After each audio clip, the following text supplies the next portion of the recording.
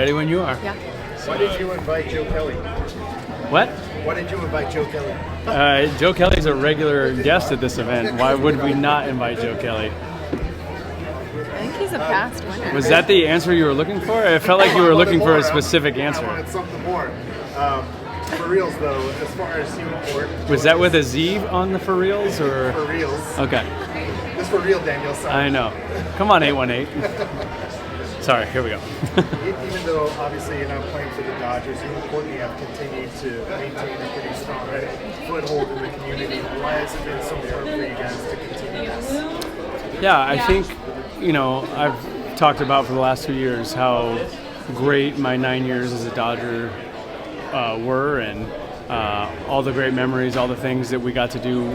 Court and I, grew up, got married, started the foundation, started all these events as Dodgers, and if it wasn't for the city of LA and all the love and support that we've gotten over those years, we probably wouldn't be here today. So we're going to keep continuing to have events to raise money, raise awareness, and always continue to give back to the great city of Los Angeles. Have you guys been able to see the difference you made where it just started and where it's at right now, especially at the Dream Center? Yeah, I think we haven't really fully taken the time to reflect, but we were even talking last night with Pastor Matthew from the Dream Center and thinking even back to like the COVID year and the food line and starting the food bank and starting to really process like how that legacy started and how it's continuing and making an impact every day. And I think, I don't know, if we keep going, I guess we don't really have time to reflect back on the impact, but no, there are little moments along the way where we're like, okay, wow, this has really come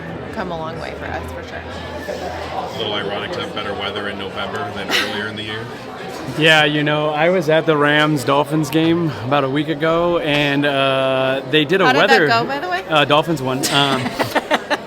They did a weather forecast in the middle of the game, and they said expecting rain this week, and I about hit the floor, and I was like, no way we're going to get rain again. So we're just so thankful that we have such a beautiful day out here.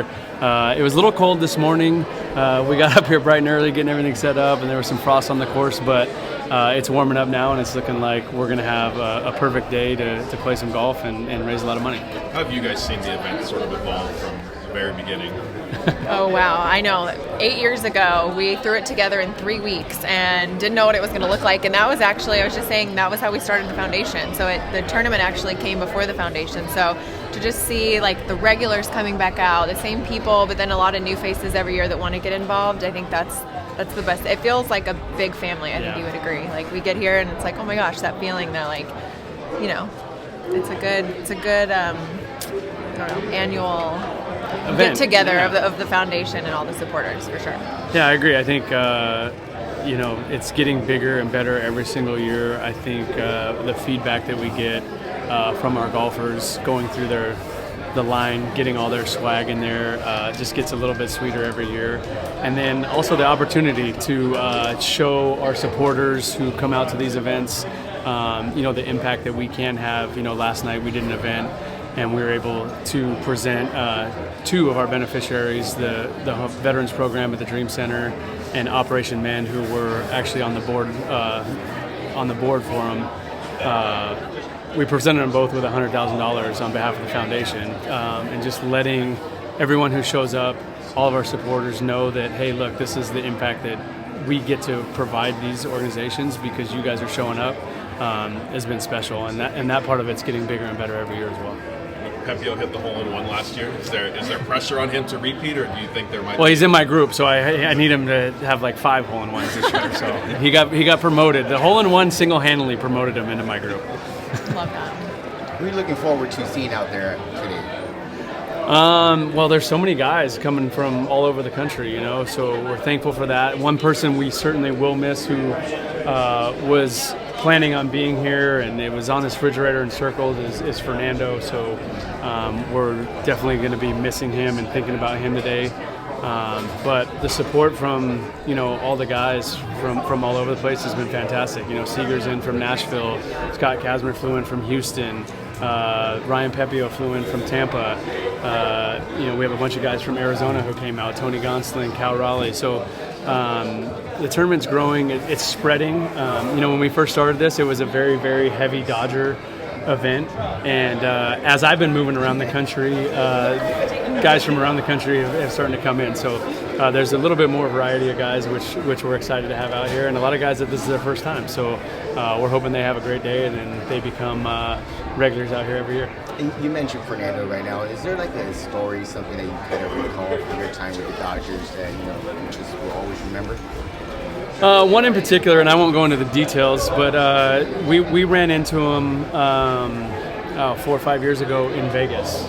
And in Fernando fashion, he just had a hoodie on up over his head and was, trying to hide and just be low key. And I actually spotted him out of the corner of my eye, and I stopped her and I go, "Babe, that's Fernando." And she turned around and she goes, "That is Fernando." So we went back and we got a chance to spend some time with him. And he lit up 2 years ago when he was out here getting on the course, had a great day. And I mean, what he means to the Dodgers organization, I think, is it's not going to be replaced. I don't think a lot of people truly understand the effect that he had and that he brought the Latino fan base back to Dodger Stadium through Fernando Mania, and doing all that as a 20-year-old and all that pressure was crazy. And I have so much respect for him, and he's certainly going to be missed here today, and I'm sure every single day that there's a game going on in Dodger Stadium, he'll be